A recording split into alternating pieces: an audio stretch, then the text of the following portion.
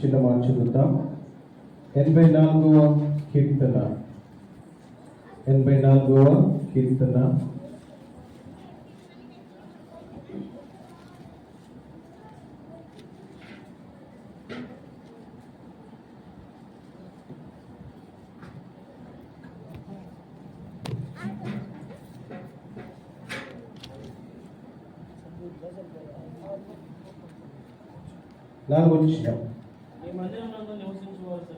నీ మందిరమునందు నివసించువారు ధన్యులు, వారు నిత్యం నిన్ను స్తుతించుదురు. మళ్ళీ చూస్తున్నాను, నాతో పలకండి. నీ మందిరమునందు నివసించువారు ధన్యులు, వారు నిత్యము నిన్ను స్తుతించుదురు. ప్రార్థన చేసుకుందాం. ప్రభువా తోటి మాటలు ప్రార్థన చేసుకుందాం. ప్రియ తండ్రి, చేయగలిగిన ఆయన గొప్ప దేవుడివి, వాగ్దానం చేస్తున్నట్టు వచ్చి దేవుడు దేవా, మీరు మాట్లాడితే చుండె తినే ధారల కన్నా మధురమైతే నీ మాట సహాయం చేయు. వాళ్ళకు వర్తమానం దయించింది దేవా, మీరు మాట్లాడాలి, మేము వినాలి ప్రభా, సహాయం చేయకొచ్చాను. అయోగ్యుడు అపాత్రుడు ప్రభా, మెడిటేషన్స్ కాదు ప్రభా. ప్రభా, మీరు ఈ సమయంలో ఈ ఊరికి నీ ప్రజలకి నాకును కావాల్సిన మాటలు దయించింది. మీరు మాట్లాడితే చుండె తినే ధారల కన్నా మధురమైన మాట, మీరు మాట్లాడితే చెప్పనసమైన మహిమయుక్తమైన మూలుగులు పోవా ఆ హృదయం నుంచి వచ్చేది కాబట్టి సాయం చేసుకోవచ్చు.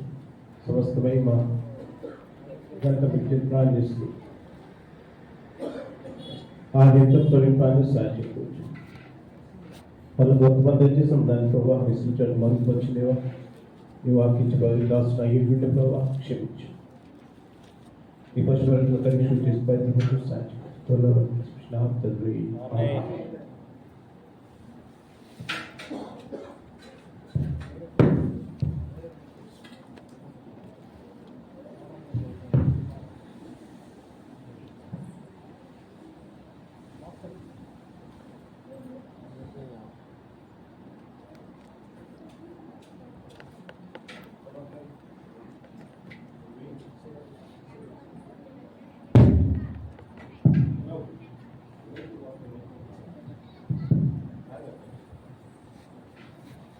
ప్రభాకర్ ప్రైజ్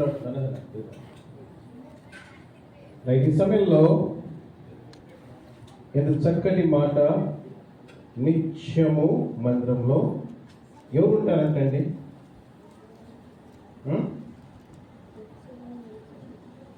ఎవరుంటారు చెప్పండి?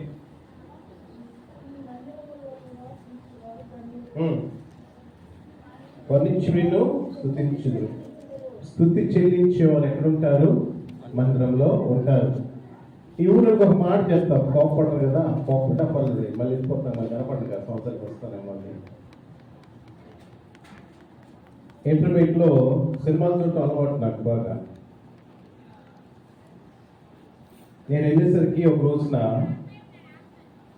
టికెట్లు ఇవ్వటం జరుగుతూ ఉంది, ఎవరు కనిపించలేదు నాకు. ఆ టికెట్ ఇచ్చేవాడు అడిగాను. 4 గంటల నుంచి లేచి సిద్ధపడతా వచ్చి రాత్రి 4 ఇక్కడ నుంచి మేము రాత్రి వెళ్ళాము. 12:30 1 గంట అయిపోయింది పొడిపేసిన అందరూ. 3 గంటల సేపు మేము వాళ్ళందరూ నిద్రపోయారు. మళ్ళీ 4 గంటలు లేచి మైక్లన్నీ కట్టుకొని రెడీ అయ్యి ఇక్కడికి 7 మోకలు ఇక్కడికి వస్తాను. మేము ఎందుకు మాట చెప్తున్నాను అంటే, దేవుని స్తుతించేవారు, దేవునికి మందలో ఉండడానికి ఇష్టపడే వారిని దేవుడు ఎప్పుడు కూడా దాటిపోడు. ఏంటంట, నువ్వు ఎంత పనులన్నా చేయి, ఎంతన్నా కష్టపడు. ఇంకా చెప్తాను వినండి. నేను ఇక్కడ మనకి పుట్టినరోజు లాగా మందిరానికి కూడా పుట్టినరోజు. అవును, అంతేనా? ఎన్ని సంవత్సరాలు అయింది?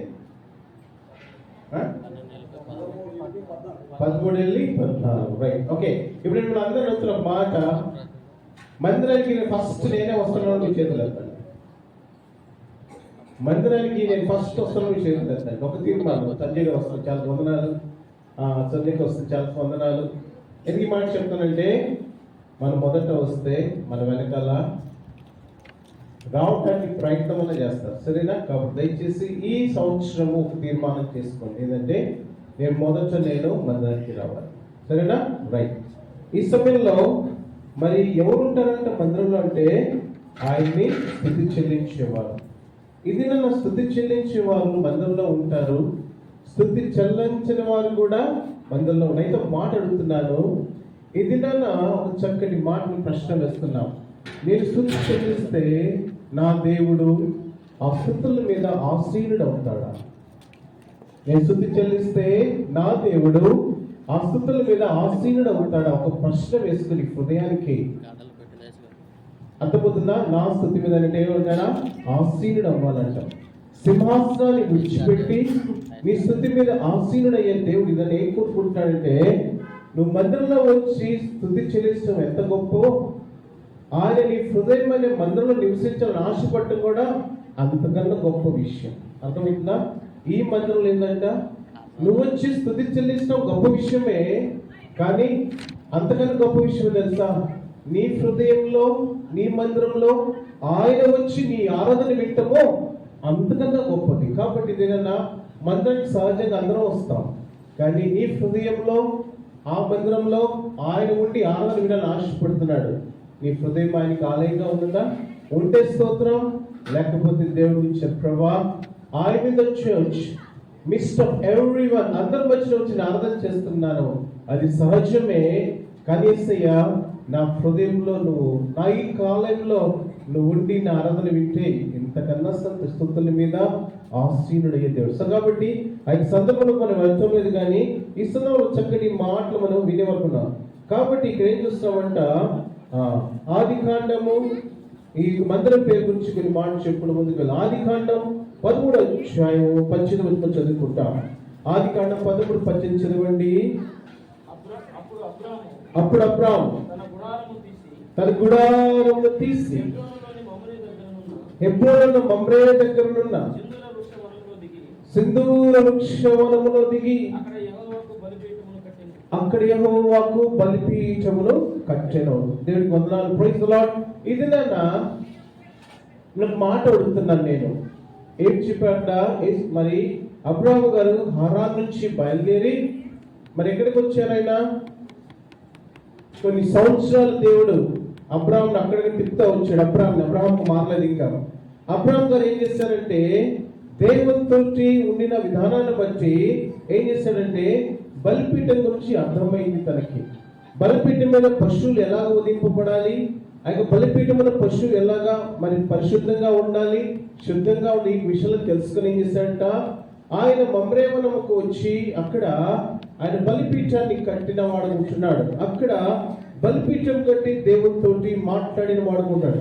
ఈ సమయంలో దేవుడిచ్చిన తలంపు ఏంటంటే, ఆ యొక్క బలిపీఠంలో కట్టబడిన దేవుడు అక్కడ దేవుడు అబ్రాహాముతో మాట్లాడాడు, బాగానే ఉంది. అయితే ఎందుకు దేవుడు ఆదికాండం 22వ అధ్యాయంలో ఒక మాట అంటాడు, చదువుదామా? ఆదికాండం 22వ అధ్యాయం 1వ వచనం చదవండి. అబ్రాహామును పరిశోధించెను, ఎట్లనగా అతడు చిత్తము ప్రభువా నేను. అప్పుడైనా నీకు ఒక్కడై ఉన్న నీ కుమారుణ్ణి అనగా నీవు ప్రేమించు ఇస్సాకు తీసుకొని మొరియా దేశమునకు వెళ్ళి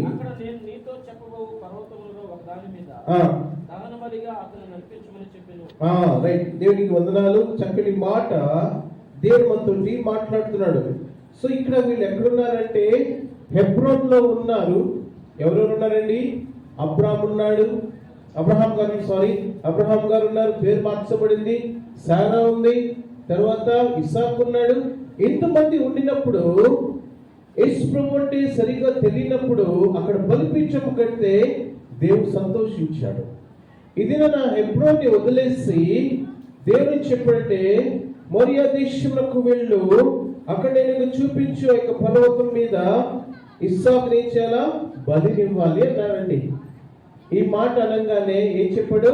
నీ ఒక్కగానొక కుమారుడైన ఇస్సాకుని బలి ఇవ్వు అన్నాడు. ఎంత చక్కగా స్పెసిఫిక్ గా ఉన్నాడు. ఎందుకు ఈ మాట చెప్తా వచ్చాడంటే, చాలాసేపు ధ్యానం చేసినప్పుడు దేవుడు మాట్లాడుతూ వచ్చాడు. ఇక్కడ ఏం గమనిస్తున్నామంటే, ఈ బలి పశువు ఎలా ఉండాలంట? దేవుడు ఆగ్రహించాలి, దేవుడు యొక్క బలిపీఠాన్ని అంగీకరించాలి. ఆ బలిపీఠం ఉన్న బలిని ఆయన అంగీకరించి ఆయనకు ప్రార్థన కావచ్చు, యాచన కావచ్చు, ఆరాధన కావచ్చు, దేవునికి ధూపము ఆయన సన్నిధికి చేరాలి. ఇక నేపథ్యంలో ఒక్కసారి ఆలోచన చేయండి. సొంత కుమారుడు తీసుకొని బలిపీఠం మీద బలి పశువుగా బిడ్డని వధించాలి. ఇది సాధ్యమేనా? ఇది సాధ్యమేనా? ఈ మాట చదువుతున్నప్పుడు ఎందుకు దేవుడు అబ్రహాం గారిని హెబ్రోన్లో బలిపీఠము కట్టమని చెప్పలేదు? చాలాసార్లు ధ్యానం చేస్తున్నప్పుడు దేవుడు ఇచ్చిన కొన్ని తలంపులు ఏదో మీతో పంచుకునేవాడిగా ఉంటున్నాడు. చదువుదామా? ఆదికాండము 16వ అధ్యాయం 3వ వచనం చదువుకుంటాం. ఆదికాండం 16:3 చదవండి. కాబట్టి అబ్రాహాము కనాను దేశంలో 10 ఏళ్లు కాపురమున తరువాత అబ్రాహాము భార్య అయిన శారయి తన దాసైన ఆగరును ఐగుప్తురాజును తీసుకుని తన పెనిమిటైన అబ్రాహామునకు భార్యగా ఉండకు అతనికి ఇచ్చెను. అతడు ఆగరుతో పోయినప్పుడు అది గర్భవతి అయ్యను. అది గర్భవతి అయితేనని తెలుసుకున్నప్పుడు దాని యజమానురాలు చాలండి. ఏం గమనిస్తున్నామంటే ఆగరు వచ్చింది. బాగా వినండి. 13వ అధ్యాయంలో హెబ్రోన్లో బలిపీఠం కట్టాడు, బలి పశువు వధించినాడు. దేవుడికి అది ఎంతో సంతోషకరమైంది. 22వ అధ్యాయంకి వచ్చేసరికి దేవుడు చెప్పాడు, అబ్రహామా నీ బిడ్డను బలి ఇవ్వాలి, అయితే ఎక్కడ వద్దు? ఎక్కడండి? హెబ్రోన్లో మమ్రేలో వద్దయ్యా. నీ బిడ్డను తీసుకొని మొరియా దేశంలోకి వెళ్ళు, అక్కడే చూపించబోయే పర్వతం మీద ఆ బిడ్డను వధించాలి, బలి ఇవ్వాలి అని చెప్పినాడు. అబ్రహాముకి విషయం అర్థమైందా? మనకు అర్థమైందా లేదు? ఇప్పుడు చెప్పండి. ఎందుకు దేవుడు అబ్రహాంని మొరియా దేశంలోకి వెళ్ళి అక్కడ తన కుమారుని బలి ఇవ్వన్నాడు? ఎవరికి చెప్పవచ్చు? ఎవరికి చెప్పవచ్చు? రేసమ్మ ప్లీజ్. అబ్రహాంని పరీక్షించాడా పరిశోధించాడా? చాలా తేడా ఉంది అక్కడ. పరిశోధించాడు. ఈ టెస్టెడ్. దేవుడు తన్ని పరిశోధించట లోపల చూశాడు. ఏదో మిస్ అయింది దేవుడికి తన దగ్గర. నేను చెప్పుకుంటూ వెళ్తాను. దేవుడు తన లోపల చూచినప్పుడు, పరిశోధించినప్పుడు అంటే తన హృదయాన్ని చూశాడు దేవుడు, తన జీవితాన్ని చూశాడు దేవుడు. ఆ యొక్క మమ్రే లేకపోతే హెబ్రోన్ను ఎందుకు దేవుడు హెబ్రోన్లో వద్దు అబ్రామా, నువ్వు ఇక్కడ నుంచి బయలుదేరి మోరియా దేశంలోకి వెళ్ళు అన్నాడు. అక్కడ ఒక పర్వతం మీద నిప్పుడిని బలి ఉన్నప్పుడు అబ్రహాముకి క్లారిటీ వచ్చింది, ప్రభు నన్ను ఎందుకు అక్కడికి వెళ్ళమంటున్నాడు అని. ఎందుకు విషయంలో జ్ఞాపకం చేస్తూ ఉంటున్నామంటే తనిచ్చే ఆ యొక్క బలి పశువు ఎలా ఉండాలంటే చదువుదామా? ఆదికాండం 9వ అధ్యాయం 21 వచ్చి చదువుకుంటాం. ఆదికాండం 9:21 చదవండి. ద్రాక్షరసం త్రాగి మత్తుడై కాదు 9 అనుకుంటానా? అది ఉంటుంది కదా, ఆగ్రహాన్ని ఇచ్చాను. 8:21 చెబుతాయి. 8:21 చదవండి. యెహోవా ఇంపైన సువాసన గురించి దాని ముందు చదువుమా. అప్పుడు నోవహు యెహోవాకు బలిపీఠము కట్టి అమ్మా పవిత్ర పశువులన్నిటిలోను పక్షులన్నిటిలోను తీసుకొని బ్యూటిఫుల్ ఏదంట బలిపీఠం మీద ఉదింపబడే యొక్క జీవి ఎలా ఉండాలా? పరిశుద్ధంగా ఉండాలి. ప్రిమిలరా ఇదే ఎందుకు దేవుడు ఇతరులతో మాట్లాడుతూ ఉన్నాడంటే తను ఎందుకు దేవుడు ఆ యొక్క సన్నివేశాన్ని మొరియా దేశంలోకి మార్చాడంటే 18వ అధ్యాయంలో మనం చూస్తాం కదా. ఆదికాండం 18వ అధ్యాయంలో దేవుడు ఏం చేస్తాడంట? అబ్రహాము తోటి మాట్లాడటానికి ఇష్టపడ్డాడు. అబ్రహాం తోటి మరి సందర్శించడానికి ఇష్టపడ్డాడు. ఆ యొక్క సమయంలో దేవుడిచ్చిన కొన్ని మాటలు చూద్దామా? రోమీయులకు రాసిన పత్రిక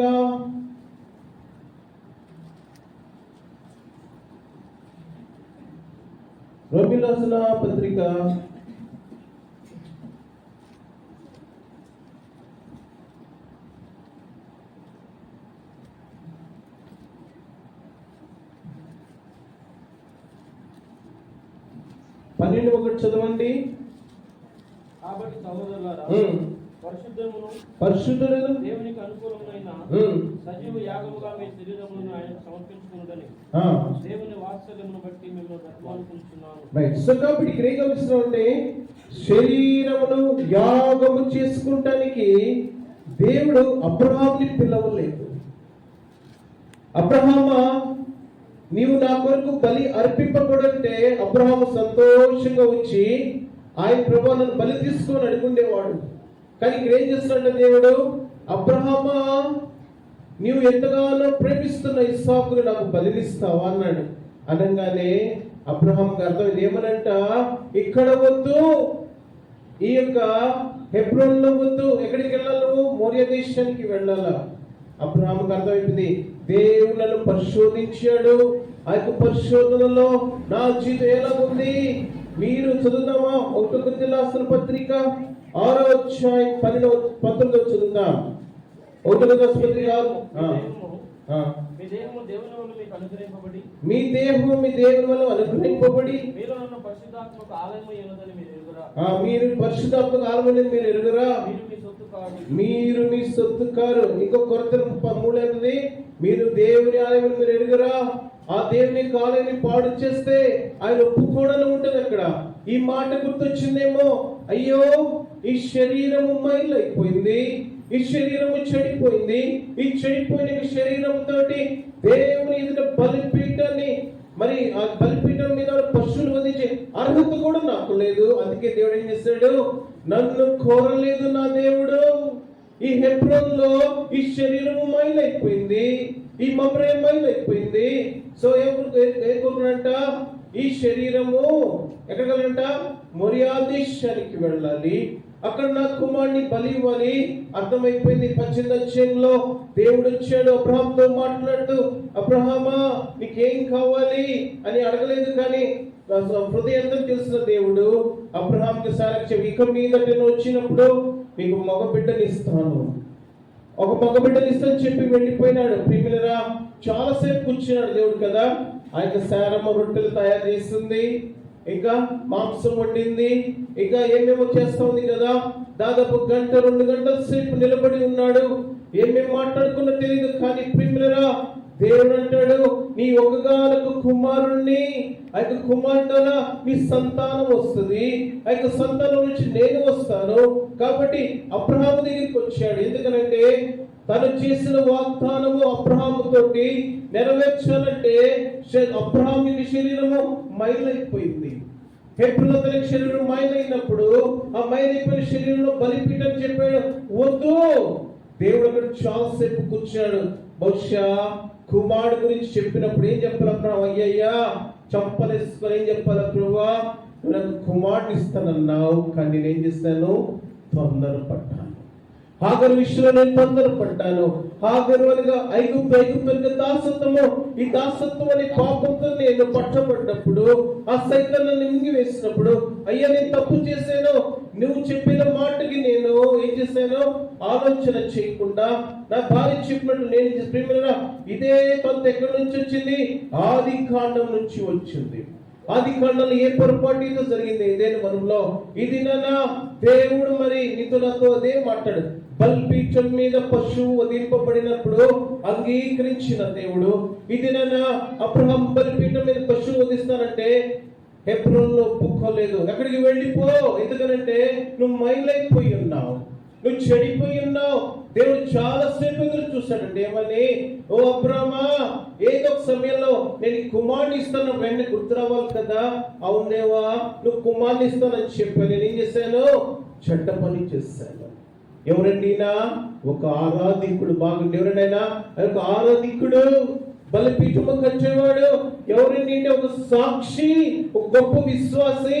అబ్రహాము ముందు వెళ్తా ఉంటే అనేకులు చెప్పుకున్నారని, ఎవరండి అంటే అనేకులు చెప్తుంటేనే ఈయన దేహోవ దేవుని నమ్మిన బిడ్డంటయ్యా. ఈయన ప్రార్థన చేస్తే ఎడారుల్లో నీళ్లు వస్తున్నాయి, ఈయన ప్రార్థన చేస్తే వర్షం లేకపోయినా పొలాలు పండుతున్నాయి. ఈయన ఎవరంట? దేవుడితో మాట్లాడతాడు. Such a good testimony this man is having. ఇటువంటి గొప్ప సాక్ష్యాన్ని ఈ యొక్క వ్యక్తి కలిగి ఉంటే ఆరాధికుడు ఏమైపోయినాడండి, ఒక బలహీనమైన క్షణంలో తనకి అవసరతను బట్టి ఏం చేశాడంట, ఆరాధికుడు హాగరు విషయంలో పట్టబడిపోయాడు. ఇతర దేవుడి తనతో మాట్లాడారు. నీ యొక్క స్తుతుల మీద ఆసీనుడు అవ్వాల్సిన యొక్క దేవుడు, ఆ యొక్క స్తుతుల మీద నీ స్తుతులు వినడానికి ఇష్టపడిన దేవుడు నీ దగ్గరికి వచ్చినప్పుడంట ఎక్కడో చోట ఐగుప్తు కనిపిస్తుంది. ఐగుప్తు అనగా లోకము. ఆ లోకం నేను ఏం చేస్తాడ, కౌగులించుకొని ఉంది. గర్జించు సింహాన్ని కౌగులించుకొని ఉన్నాడు ఆ యొక్క సింహము, ఆ యొక్క సాతాను. ఇతర దేవుడితో మాట్లాడు, ఇటువంటి ఆరాధనలు ఎన్నో చేసావు కానీ ఆయనకి ఇష్టమైన ఆరాధన చేయలేకపోయాము కదా. ఆయనకి ఇచ్చారు ఎలా ఉండాలండి, పూర్ణ హృదయంతో, పూర్ణ మనసుతో, పూర్ణాత్మతో, పూర్ణ బలంతో, పూర్ణ శక్తితోటి ఆయన వాళ్ళకి ఇవ్వాల్సిన ఆరాధన ఈ దినాన లేదు. అబ్రహాముకు అర్థమైపోయింది. చెప్తారు కదా, ఇష్మాయిల్ ఇంట్లోంచి బయటికి పంపించేయమంటే ఏడ్చాడు దేవుడి దగ్గర. ఇష్మాయిల్ అంటే పంపమంటే, అటువంటిది సొంత కుమారుని ముసలి ప్రేమలో చంపేయమంటే అర్థమైపోయింది, ఎస్ మా శరీరము, నా శరీరము పవిత్రంగా లేదు, నా నోటి మాట పవిత్రంగా లేదు, నా యొక్క శరీరం అరికాలం వరకు దండతో నేను తప్పు చేశాను. నేను తప్పు చేసినప్పుడు ఏ బలిపీఠము కట్టలేదు, దేవుని దగ్గర యాచించలేదు, దేవుని దగ్గరికి ప్రభుని పాత్రని చెప్పలేదు. స్వయాన దేవుడు ఆయనకి వచ్చినప్పుడు కనీసం యేసు ప్రభువా నన్ను క్షమించు, నేను తప్పు చేశాను, నన్ను వాగ్దానం చేసే ఇస్సాకు నీకు పుట్టిన ఒక కుమారుని బట్టి నేను వస్తానని చెప్పే ప్రభువా. ఈ యొక్క మాటలన్నీ మర్చిపోయినాడు ఒక్క క్షణంలో. ప్రియమిల్లరా, ఒక్క క్షణంలో అవ్వ మర్చిపోయింది, ఒక క్షణంలో మరి సారా, మరి అదేవిధంగా అబ్రహాం మర్చిపోయినాడు. ఈ దినాన్ని దేవుడితో మాట్లాడు. ఎక్కడ ఉన్నాడంట, హెబ్రోన్ నుంచి ఎక్కడ రమ్మన్నాడు, ఎక్కడికి బయలుదేరండి, మోరియా దేశములకు బయలుదేరాడు. ఒక పర్వతం చెప్తాను అక్కడికి వెళ్ళమన్నాడు. ప్రియములు 4 వచ్చి చదువుతున్నా, ఎంత చక్కగా ఉంటుందో. 4 వచ్చి చదవండి. 3వ నాడు అబ్రహాము కన్నులెత్తి దూరం నుండి ఆ చోటును చూచి ఏం చేశాడంట, 3వ దినాన తల పైకెత్తాడు. 3 దినాలు తల వంచాడు. మెసొపొతామియా లేకపోతే హారాన్లో విగ్రహాలు తయారు చేస్తూ ఆ కళ్ళని చూడాలా, నోరుని మాట్లాడాలా, చేతులని పని చేయాలా. ఆ నోటి తప్పిని ఎప్పుడు అబ్రహాము పిలవలేదు. అవి తయారు చేసుకుని 70 సంవత్సరాలు ఉన్నాడే. ఆ తర్వాత అబ్రహాముని పిలిచాడు. ఆ రోజు నుంచి మమ్రేలో దాదాపుగా 115 సంవత్సరాల దాకా, సుమారు 40 సంవత్సరాలు ఒక్కసారి వెనక్కి వేసుకున్నాడు. 40 సంవత్సరాలు ఆలోచించాడు. హౌ గాడ్ కాల్డ్ మీ, దేవుడిని ఎలాగ పిలిచాడు, దేవుడితో ఎలాగ మాట్లాడాడు. నేను నడుస్తా ఉంటే నా వెనకాల దేవుడు చేసే గొప్ప కార్యంలో ఆయన ముందు ఆయన వెనకాల నేను, నా వెనకాల నా సైన్యము. ప్రియమైన ఇటువంటి గొప్ప సాక్ష్యము కలిగి ఉన్నాను. ఎటువంటి ఉన్నతమైన స్థితి నేను కలిగినాను. నా జీవితంలో ఒక స్త్రీ నా జీవితాన్ని మార్చివేసింది. దేవుడితో ముఖాముఖిగా మాట్లాడేవాడిని. నా ఇంటికి నా యేసై వస్తే ఆ యేసై దగ్గరికి వచ్చి, యేసు ప్రభువా నేను తప్పు చేశానని ఒక మాట హృదయపూర్వకంగా అడగలేకపోయాను. ఎన్ని ఆలోచించుకున్నట్ట, ఒక కుమారుణ్ణి తండ్రి దగ్గర నుంచి దూరం చేస్తే ఆ పడే క్షోభ, దేవుడు 40 సంవత్సరాలు లేకపోతే హాగర్ తర్వాత అది దాదాపు 86 సంవత్సరాల నుంచి దాదాపుగా ఏం చెప్పాలంటే 24 సంవత్సరాలు, 54 సంవత్సరాలు దేవుడికి దూరంగా ఉంది. తన శరీరం మైలైపోయింది. దేవుడి ఇంటికి వచ్చాడు. ఏం చేశాడ, చక్కటి ఆహారం పెట్టాడు, రొట్టె ఇచ్చాడు, ఇంకా నీళ్ళు ఇచ్చాడు, ఇంకేమిచ్చాడు, మాంసం పెట్టాడు, అన్ని పెట్టాడు. ప్రియమిల్లరా అన్ని పెట్టాడు. కానీ దేవుడు ఏమంటాడంట, దేవుడు ఏమంటాడండి? ఎంత చక్కటి మాట ఉంటుంది, చదువుతున్నాను వినండి. రెండో కొరింథీయుల పత్రిక 12:14 చూద్దాం. 2 కొరింథీయులు 12:14 చదవండి. ఏం కోరుతున్నాడంటే ఆయన, ఇదిగో ఈ మూడవసారి మీ అందుకు వచ్చుటకు సిద్ధంగా ఉన్నాను. వచ్చినప్పుడు మీకు భారముగా ఉన్నాను. మీ సొత్తును కాదు మిమ్మల్ని కోరుతున్నాను. Beautiful word. అయ్యా, నువ్వు ఇచ్చిన రొట్టె కావచ్చు, నువ్వు ఇచ్చిన నీళ్లు కావచ్చు, నువ్వు ఇచ్చిన మాంసం కావచ్చు, దీనికోసం నేను రాలేదు అబ్రాహ్మం. నేను దేనికోసం వచ్చాను? మైలైపోయిన నీ శరీరము దాన్ని పరిశుద్ధంగా చేయటానికి నీ ఇంటికి వచ్చా, చాలాసేపు కూర్చుండా, ఇక కొడుకునిస్తానని చెప్పాను. అయినా కూడా అక్రమంగా పుట్టిన ఒక కొడుకు గురించి నా దగ్గర నుంచి, ప్రభువా నన్ను క్షమించు ననులా. ప్రేమలరా, అడుగుతున్నామా? మనం అడుగుతున్నామా?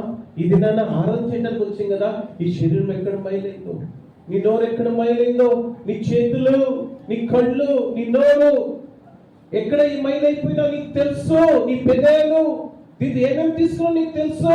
నీ చేతి ఏం ముట్టుకున్నావు తెలుసు. నీ తలతో ఏం ఆలోచన చేస్తా నీకు తెలుసు. ఓం శ్రీపంచుగాయ నమః. 5 గాయాలు పొందిన దేవుడిని నడుపుతున్నాడు. మైలైపోయిన నీ జీవితంతో ఏదో ఎన్నోసార్లు ఇద్దరు మాట్లాడుతూ వచ్చాడు. కానీ ఎలా ఉన్నాట? అన్ని చేస్తావంట, చందా తీసుకొస్తావు, పని చేస్తావు, అన్ని చేస్తావు అంటాడు. నాకు అయ్యి వద్దు, నేను నిన్ను కోరుకున్నాను. ఈ పక్షం నేను నిన్ను కోరుకున్నా, నేను పిలుచుకుంటున్నాను. అబ్రహాం దగ్గరికి వచ్చాడు స్వయాన అబ్రహాం. ఎందుకంటే ఈ సృష్టి యావత్తంతా అబ్రహామిక సంతతుల నుంచి రావాలి. ఏదైతే ఆయన కోరుకున్నాడు, ఏదైతే వరకు జరగలేదు, కానీ అబ్రహాంని దేవుడు కోరుకున్నాడు. అబ్రహాం నుంచి మరలా కొత్త సృష్టి ప్రారంభించాలనుకున్నాడు. ప్రేమిలరా, ఇతను దేవుడితో మాట్లాడుతూ ఉన్నాడు కదా. ఒక్కసారి నేను తొంగి చూసుకుని హృదయంలో నీ శరీరము మైలైకపోతే ఆ శరీరం అడుగుతున్నాడు, బలిపీఠం మీద బలి పశువులు అర్పింపబడటానికి నీలో ఏమన్నా మంచితనం ఉందా? ఇస్సాకుని బలి ఇవ్వటానికి గల కారణం ఏంటంటే ఇస్సాకు పరిశుద్ధంగా ఉన్నాడు. చెప్తున్నాడే, అబ్రాహ్మా నాకు కావాల్సి నువ్వు పెట్టిన భోజనం ఈ కాదు, సరే పెట్టావు, కానీ నాకు నువ్వు కావాలి, నువ్వు పరిశుద్ధం కావాలి. పరిశుద్ధం లేకపోతే నువ్వు చూడలేవు కదా, నీకు తెలుసు కదా. ప్రేమలరా, అబ్రహాం దగ్గర ఏమొచ్చింది?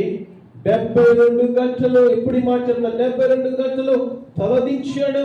ఈ 40 సంవత్సరాల ఆలోచన వచ్చింది, నా దేవుడు నాతో ఎలాగున్నాడు, ఒక స్నేహితుడు నన్ను ఎంతగా ప్రేమించాడు, నా ఇంటికి వచ్చి అన్నం తిన్నాడు, నా ఇంట్లో మాట్లాడాడు, నాకు బిడ్డనిస్తానని చెప్పాడే.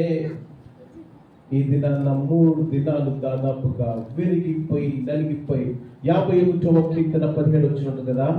ఏంటంట? 51:17 చదవండి. విరిగిన మనస్సే నీకు దేవునికి ఇష్టమైన, విరిగిన నలిగిన మనసు దేవునికి ఇష్టమైన బలి. ఏంటంట? విరిగిన నలిగిన మనసును ఆ 3 రోజులు తలదించాడంట. ఎంత ఏడ్చాడో! ఆ యొక్క దాదాపు 24 సంవత్సరాల ఏడుపంతా ఏడ్చాడు. బహుశా ఆయనకు పాదాలను తడిపేస్తాడు దేవుడి దగ్గర. తలదించాడు. 3వ దినంతా అయినసంట తలపైకి ఎత్తాడంట. ప్రియమిల్లరా, ఒక ఆరాధికురాల దేవుడితో మాట్లాడు. ఎప్పుడన్నా ఆరాధన బాగానే చేస్తావు కాదంటల్లా, ఈ ఆరాధన దేవుడు అంగీకరించాలంటే ఏం కావాలంట? విరిగిన నలిగిన బలి కావాలి, విరిగిన నలిగిన మనసు కావాలి. విరిగిన నలిగిన మనసు దేవుడు అలక్ష్యము చేయడు. ఎప్పుడన్నా విరిగిపోయావా నీ పాపము కోసము, ఎప్పుడన్నా నలిగిపోయావు నీ పాపము కోసము లేదే చేసామండి. అటువంటి విరిగిపోయి నలిగిపోయిన నీ హృదయాన్ని దేవుడు కోరుకున్నాడు. కానీ ఎలాగుందంట? మీ హృదయము కాఠిన్యాన్ని బట్టి నేను చాటున ఏడుస్తున్నా. ఎలా ఉన్నాడు? మనం కఠినంగా ఉన్నాం. చేసిందే ప్రతిసారి చేస్తూ అవి అబ్బా తండ్రి అని ఆయన ఆరాధన చేస్తూ ఉన్నాం. ప్రేమిలరా, దానికన్నా కారణం ఏంటంటే నువ్వు మందిరానికి వస్తున్నావు, కానీ నీ హృదయం మందిరంగా మార్చబడలేదు. ఆయనతో సహవాసం చేయడానికి నేను కోరుకున్నాడు, ఆయనతో ఉండడానికి ఇష్టపడుతూ ఉన్నాడు. అయితే ఇది నా దేవుడు అంటున్నాడు, ప్రియమైన వలన నీ హృదయము నాకు ఆలయంగా చేస్తావా? చేస్తామండి. నీ హృదయం ఆలయంగా ఉంటే ఇది నా దేవుడు చేస్తాడు, ఆ హృదయంలో ఉండంట నీ ఆరాధనని నాగ్రహించే దేవుడుగా ఉంటాడు. సో కాబట్టి ఇటువంటి ఉన్నతమైన స్థితిని దేవుడు కోరుకుంటూ వచ్చాడు. సరిగా ఒక మాట చదవండి, యెషయా గ్రంథం 59వ అధ్యాయం 1-2 చదవండి. యెషయా గ్రంథం 59:1-2 చదవండి.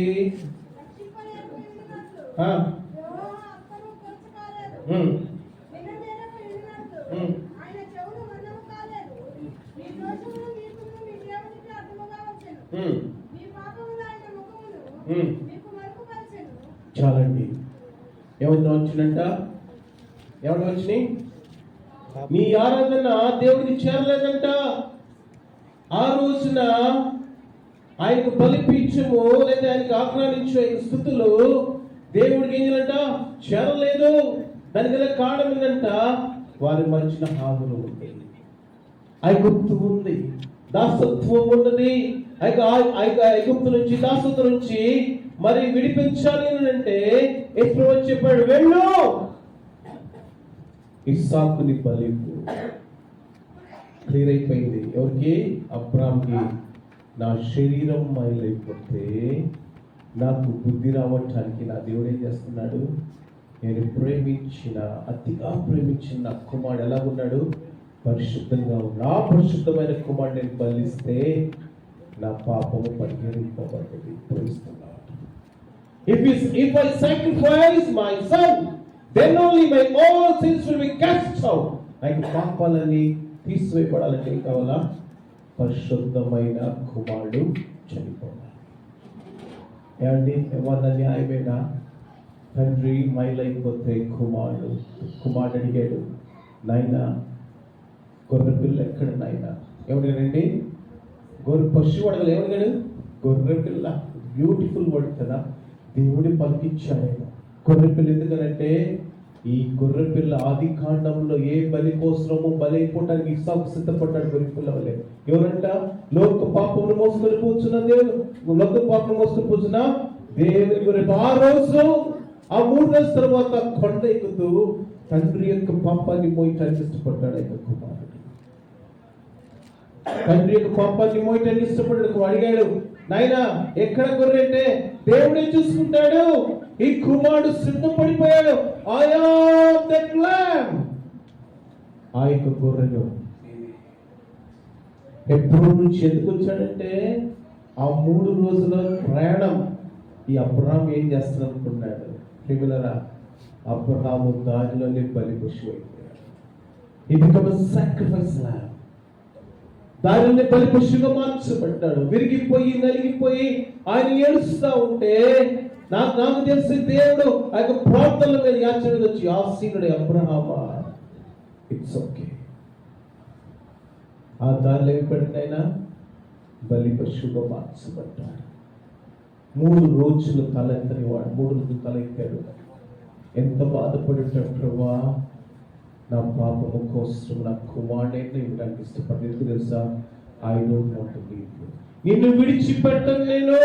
నువ్వు నన్ను విడిచిపెట్టద్దు, నేను విడిచిపెట్టను. దేనికైనా సాక్రిఫైస్. ఇది నాన్న ఒక టైం సాక్రిఫైస్ చేయాలి.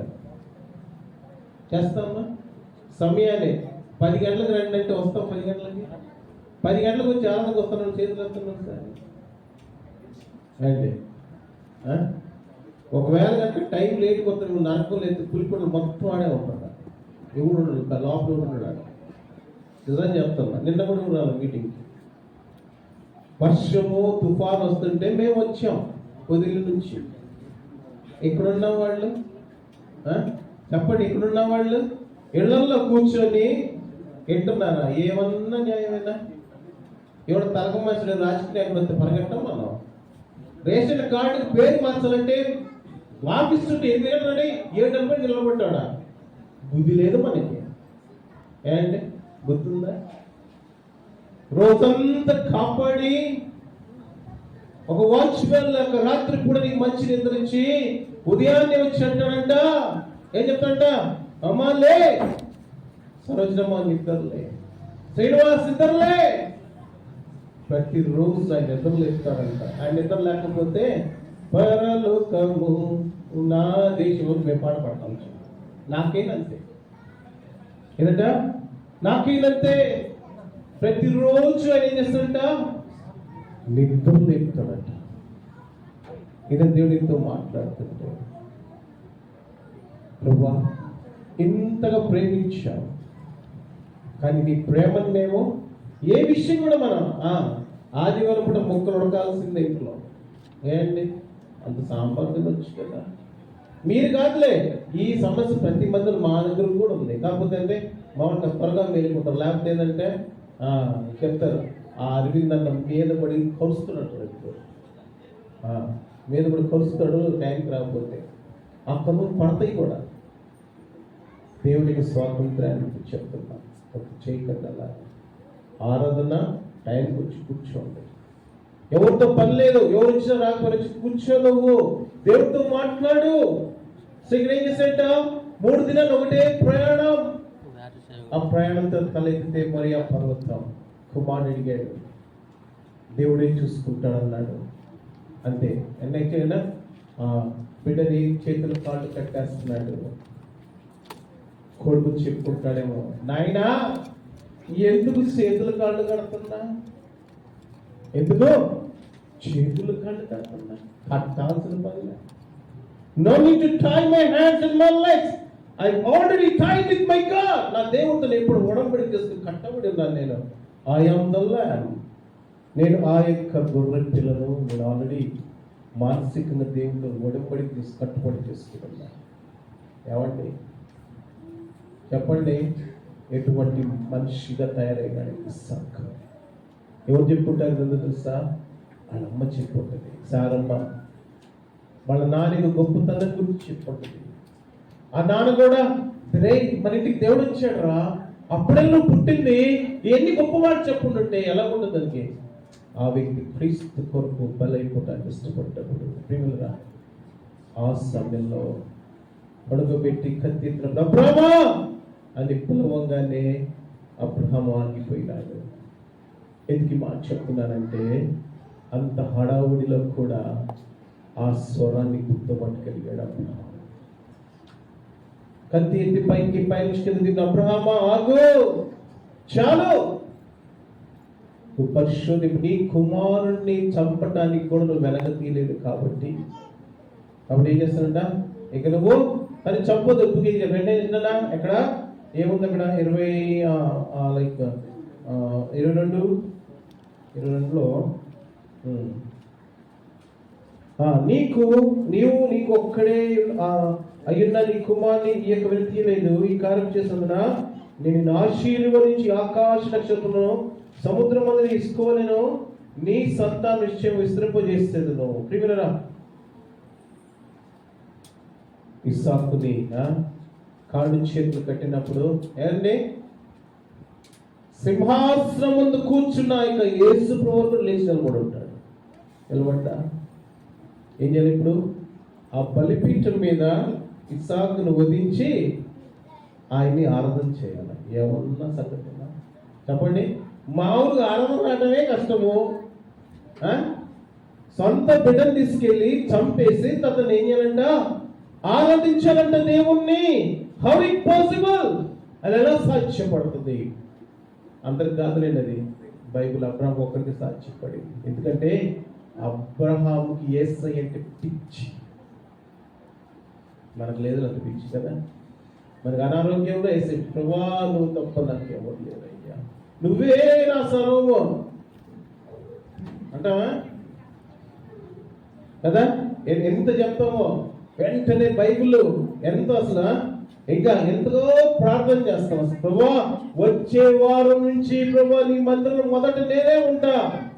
పాపం దేవుడు ఏమనుకుంటాడండి, నేను ఇష్టపడ్డాడు, నమ్ముతాడు, నీ మాట తీసుకుంటాడు. ఆ రోజుకి నువ్వు మందిరంలో వచ్చి కూర్చుంటే ఎంతో సంతోషపడతాడు. ఆ తర్వాత మళ్ళీ కనపడాలి. అబద్ధం మాట్లాడుతుంది దేవుడితో. ఎక్కువ అబద్ధాలు ఎవరుతున్నాడు తెలుసా? దేవుడితోనంట.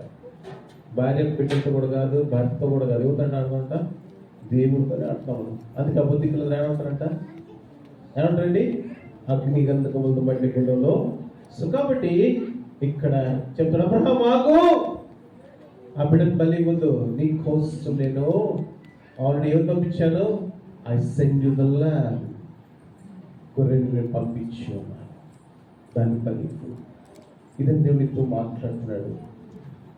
తండ్రి పాపము కొరకు కుమారుడు బలైపోతా ఉంటే దేవుడు చెప్పాడు, వద్దు, ఆ యొక్క పని నువ్వు చెయ్యొద్దు, నీ కోసం ఏమిటంట? బలి పశువుగా. మొట్టమొదటిసారిగా అటువంటి సినారియో ఆ పరలోక రాజ్యంలో దేవునితో పాటు పశు దేవదూతలు లేచి నిలబడ్డారు. ఏం చేయబోతున్నాడు? తీసాడు, కత్తి తీసాడు. ఏం తీస్తుంటే ఏమైపోయింది? అందరూ లేచి నిలబడి ఉంటారు కదా. ఆ పర్వతం ఆలోచించండి. ఆ కత్తి ఎత్తినప్పుడు దేవదూతలు కొడవల కోట మందులు అన్ని దేవతలు నిలబడి ఏమి జరగబోతుందా? తన పాపం నిమిత్తం ప్రాయశ్చిత్తం చేయడానికి తన సొంత కుమారుని వెనుతీగా చంపడానికి ఇష్టపడాక అబ్రహామును చూస్తూ ఉన్నాడు. ఆ యొక్క కుమారుడు కూడా తల వంచి చంపునైనట్టు చెప్తా ఉన్నప్పుడు ఆ యొక్క సన్నివేశము ఆ యొక్క పరలోక రాజ్యాన్ని కదిలించి వేసి ఉంటుంది. ప్రియమైన వాళ్ళ షేకన్ లైక్ ఎనీథింగ్. ఇది నాన్న దేవుని కోరుతున్నాడు, ఈ మనసులో ఆ యేసే ఉండాలనుకున్నాను. సో ఏమైంది? అబ్రహాము అందరు అమ్మయ్య అనుకుంటారు కదా. ఇటువంటి త్యాగపూరితమైన ఆరాధన అబ్రహాము చేయడానికి వచ్చాడు. ఎక్కడి నుంచి? హెబ్రోన్లో వద్దన్నాడు, మోరియాకు అన్నాడు. నేను చూపించి పర్వతం మీద నిప్పుడను బలి అన్నాడు. ప్రియమైన వలన ఆ యొక్క గొర్రె విధం వధింపబడింది. మరలా వారి ఊరు ఎక్కడికి వచ్చారు? హెబ్రోన్కి వచ్చారు. దేవుని ఆరాధించడానికి. ఇది దేవునితో మాట్లాడు. హెబ్రోన్ అనగా సహవాసం. ఆయన మనతో సహవాసము చేయడానికి, ఆయన మనతో ఉండటానికి ఏం చేస్తాడంట? ఆ మహిమను, ఘనతను, ఆ యొక్క రాజ్యాన్ని సమస్తమును వదిలిపెట్టి యేసుక్రీస్తు వారి భూలోకానికి వచ్చాడు. ఎలా వచ్చాడు? తల్లి గర్భమునందు శిశువు జన్మించాడు. ఆ యొక్క ప్రభువైన యేసుక్రీస్తు వారి భూలోకానికి వచ్చారు. తల మీద ముళ్ళ గిడం, చేతులు వచ్చిన ప్రక్కల పడి ప్రాంత కొట్టబడి నీకోసమే. ఏమనంట? లోక పాపం మోసుకొని కూర్చున్న దేవుని గొర్రె, ఆ గొర్రె పిల్ల ఈ భూలోకానికి వచ్చి మౌనంగా ఉన్నదంట. ప్రేమిలారా, ఆ మౌనం ఇద్దరు ఏం తీసుకొచ్చింది? రక్షణ తీసుకొని వచ్చింది. ఆ దినాన్న ఇస్సాకు మౌనంగా ఉన్నాడు కాబట్టి అబ్రాహాముకి వచ్చింది? రక్షణ వచ్చింది. ఇది యేసుప్రభువు మౌనంగా ఉంటున్నారు, ఏమొచ్చింది? నీకు రక్షణ వచ్చింది. ప్రేమిలారా, ఏం చేస్తారు? ప్రభా ఆరాధికురాలనే కానీ ప్రభా హాగరనే ఐగుప్తు నా జీవితాన్ని కౌగులించుకుని నన్ను పట్టి వేసుకున్నప్పుడు కూడా ప్రభా దాని కొరకు ఏం చేస్తాడంట? అబ్రహాము చచ్చిపోవడంలా, అబ్రహాము శిక్ష కాదు, కొడుకును శిక్షిస్తున్నాడంట. అంటే నువ్వు నేను చేసిన పొరపాటు దేవుడు ఏం చేస్తున్నాడంట? ఆయన బలైపోవడానికి ఇష్టపడ్డాడు, వాళ్ళని చంపడానికి ఇష్టపడి. ఎంత ప్రేమ అండి! ఈ ప్రేమను అసలు ఎలా కాదనుకొని వెళ్ళిపోతున్నాం? ఈ ప్రేమను ఎలా కాదనుకొని ఆలోచించకుండా వెళ్ళిపోతున్నాం? ఒకసారి ఆలోచించే. హెబ్రోన్లో ఉండవలసిన అబ్రహాం ఎక్కడికి వచ్చాడు? మోరియాకి వచ్చాడు. 3 దినాల ప్రాయశ్చిత్తం. బలి పశువులు విరిగిపోయి నలిగిపోయి ఆయన పాదాలని అంటారు కదా, ఏంటంటే ఆయన మన కన్నీటి కట్ట ఏమిస్తాడు? విలువిస్తాడు. ఆయన ప్రాణానికి రక్తాన్ని మనం విలువలు కానీ ఏం చేస్తుంట? మన కన్నీటికి విలువిచ్చాడు. ఆది అబ్రహాం కన్నీటికి విలువిచ్చాడు. బహుశా కొడుకు కూడా చూస్తుంటాడు, మన ఆయన ఎందుకు ఏడుస్తున్నాడు కదా, మన ఆయన ఎందుకు ఏడుస్తాడు? ఆ నాయన హృదయాన్ని అర్థం చేసుకున్నాడు. ఎవరో? ఈ కుమారుడు. లాగానే యేసుక్రీస్తు వారు కూడా తండ్రి యొక్క మనసును అర్థం చేసుకొని ఆయనకి ఇష్టమైంది కాబట్టి ఏంటంట? ఆ శిలువ మీద చనిపోవడానికి ఇష్టపడ్డాడు. ఆ శిష్యులు అన్నారేమని, అయ్యా నీకు ముందుగా మేము తెచ్చిపోతాం. కానీ ఆ శిలువ మీద ఆయన అప్పగింపబడినప్పుడు పేతురు వీళ్ళందరూ అక్కడి నుంచి వెళ్ళిపోతా ఉంటే సులువు మీద చూస్తాడు పేతురా, ఎంత మంచి మాట చెప్పి కోసం చచ్చిపోతాను నాన్న, నన్ను విడిచి వెళ్ళిపోతున్నావే. వెళ్ళిపోతా ఉంటే ఏమన్నాడు సార్, తండ్రి వీరేం చేయించున్నారో వీరికి తెలియదు, వీరిని క్షమించు. ఎప్పుడు మాట చెప్తే తెలుసా, ఆ మాట కంట ఆకాశం విన్నది, భూమి విన్నది, రెండు ముక్కలుగా పగిలిపోయినాయి. మనుషుల యొక్క మనసు పగలలేదు, కానీ ఆ ఆకాశం భూమి రెండు ముక్కలుగా పగిలిపోతా ఉంటే దేవుడు చూశాడు, ఈ రెండు సృష్టి రెండు పాయలు అయిపోయినాయంట. ఇది నన్ను దేవుడికి మాట్లాడుతున్నాడు. ప్రేమ కలిగిన దేవుడు ఇంకా ప్రేమిస్తాడు నీ పాపాన్ని మోయించాలి. నువ్వు ఆరాధికుడివే, కానీ పడిపోయినావు, జారిపోయిన అయినా కూడా ఆయన రక్తంతో నేను కడిగి శుద్ధి చేసి నీ పాప భారాన్ని ఆయన మీద మోసుకుంటానికి ఇష్టపడతాడు. చెప్తా ప్రభు, ఇంత ప్రేమ నాకు చూపిస్తారయ్యా, ఇంత ప్రేమ. ఆ కుమారుడు తండ్రి కోసం చనిపోవడానికి ఇష్టపడితే, ఈ కుమారుడు నా పాపముల కోసం పడిపోయిన నన్ను లేవనెత్తుతాను, నా చెడు జీవితాన్ని తీసివేయవా, నా కొడుకు బుల్లొక్కడికి కాపాడటానికి కావచ్చు, నాకు అసలు కన్నీరు కావచ్చు, చేతులు చాచి పిలుస్తున్నాం. ఇంత ప్రేమ ఎవరిస్తారయ్యా? కాబట్టి ఇంత గొప్ప ప్రేమ చుట్టూ చేసి ఇస్తాం. హృదయ భార స్థుతి ఆరాధనకి చెల్లించాను. ఆరాధన చేస్తాం.